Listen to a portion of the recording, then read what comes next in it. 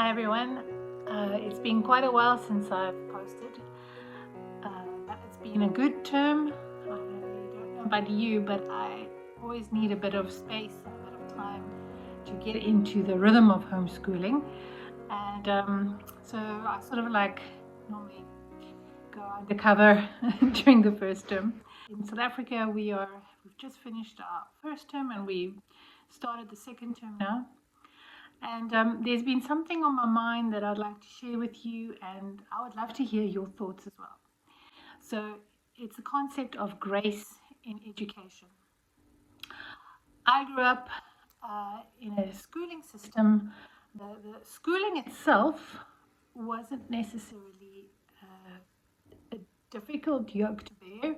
It wasn't particularly content heavy, but the style of teaching was very authoritative, and there wasn't much grace. You wouldn't find grace for people who really, even today, still, who didn't really fit into the box. And if we fast forward, the last 10 or 20 years, that authoritarian approach to teaching has perhaps changed, but the actual curriculum has become very content heavy, and it's a very heavy yoke for children to bear. And so there's also no grace in this present system, I believe. But with homeschooling, you can bring in that grace. So you have that flexibility to change your approach in how you teach or how you approach the content, and you can also lighten the load. You don't have to always finish what's on the page. You can actually change the topic. If your child isn't particularly interested in whatever topic is presented in the book or a textbook, you can change it up. We have that flexibility and that freedom to think what is being asked here, and then like skill-wise, and then you can change it up to suit your time, how your child learns, how you want to approach it, and definitely the topic of conversation.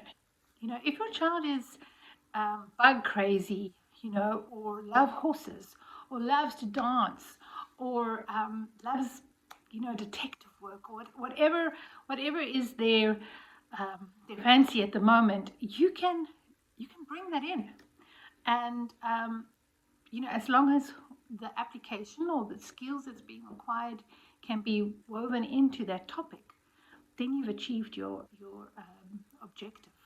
So just some ideas about how to approach homeschooling, having grace with your children. The first thing is, and I'm saying this because you also have to really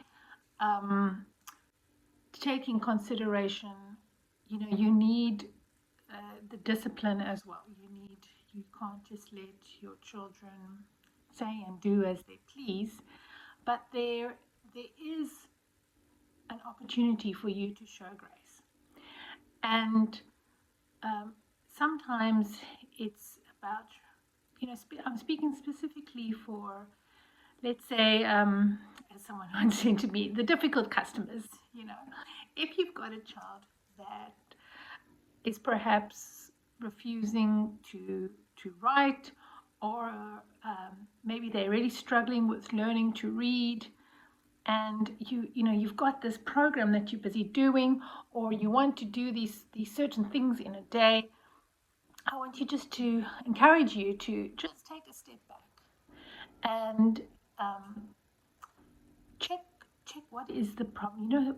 Sometimes I have found myself, my child has got upset, and I can't figure out what the problem is. And what happens is that you get upset with an upset child, and then it just goes from bad to worse. And if you take a moment, and I'm saying this because I've learned from, I certainly haven't got it right every time, but what I found is that when you notice that sometimes even they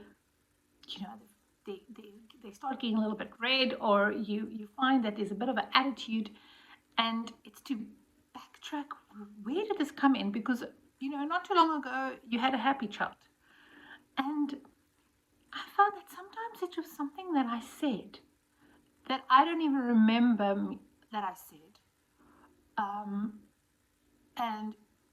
And many times it is things that maybe you wouldn't necessarily even follow through on, or it wasn't particularly important to you, but your child heard it, and it suddenly became, and it caused a panic in them because they took it to heart.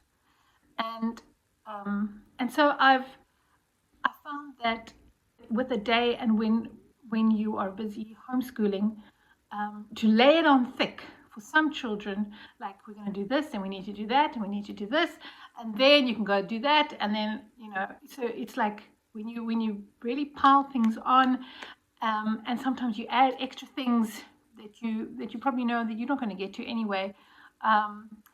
Those things suddenly, when a child hears that, it becomes this big mountain, and they haven't even started yet.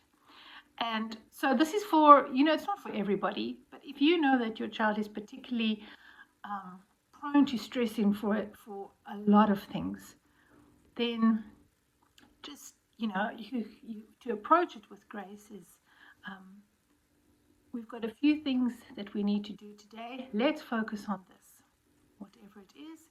And, you take each step at a time.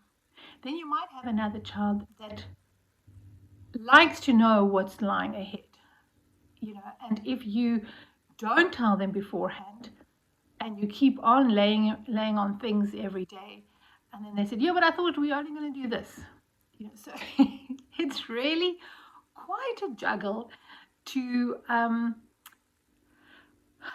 keep everybody, let's say, upbeat.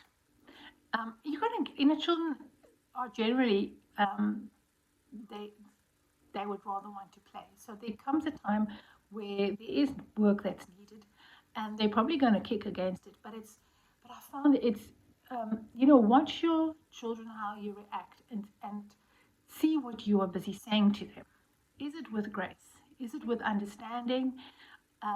It doesn't mean that you let them off the hook, but I found that through many mistakes is that these things that you can not mention for some child, for one child, and then these things that you should have mentioned, and these things just alleviate the stress.